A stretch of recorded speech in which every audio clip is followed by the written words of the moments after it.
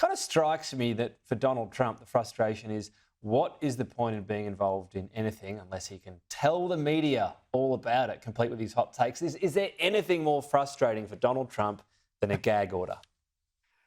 No, I think you've hit the nail on the head. And of course, it's tied to his business interests, right? Right now, one of the biggest sources of income or wealth generation for Donald Trump is Truth Social. And as Truth Social, of course, is the destination or the would-be destination of these social media posts. And indeed, the Trump's attorneys at one point said, here are 10 posts we'd like to put up on Truth Social. Can you vet them to see if they violate the gag order? And the judge said, I'm not touching that. That's not my job. And hence that quip, I think, about just writing the judge a check for $10,000 every Monday.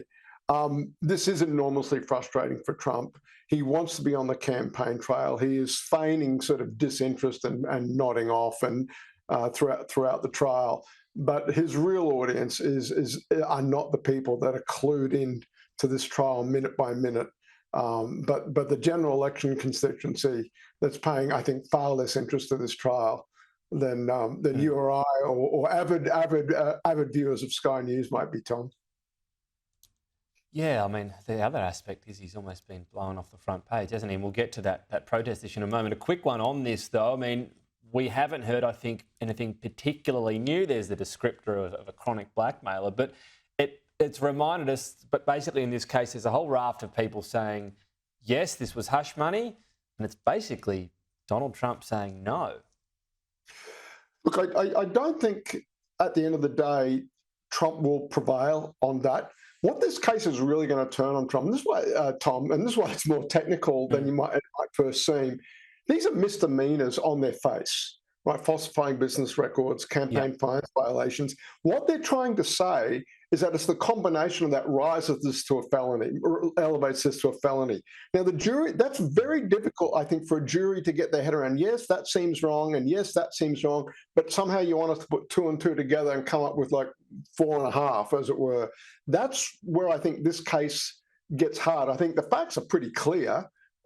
It's how you put all this together and get to a felony conviction at the end of this versus what would otherwise be misdemeanors, fines, those sorts of penalties might accrue.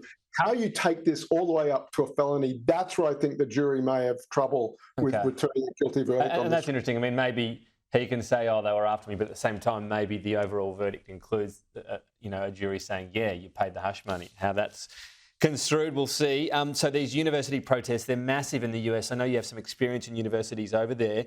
The big issue seems to be universities are used to protests and pretty tolerant of university populations protesting, but a lot of this is coming from, and where it's ramping up, people not even going to the university. Yeah, so Tom, this is a sort of a structural issue for universities. They're physically open places in the main. Columbia University in New York being a little unusual, an urban campus that's actually easier to lock down and to keep non-students away from camps. You can check for IDs at the door, as it were. It looks like analysis of the arrests at Columbia suggested about 29% of those arrested were not students. And this is where life gets hard for university administrators. You've got these open physical spaces that, and it's one thing to police your students and impose sanctions on them through academic processes and whatnot.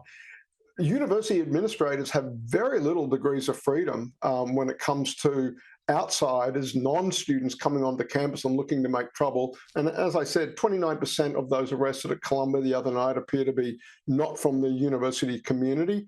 And I suspect that number is higher at other campuses where they are even more open physically, and it's easier for non-students to get onto campus and engage in protest.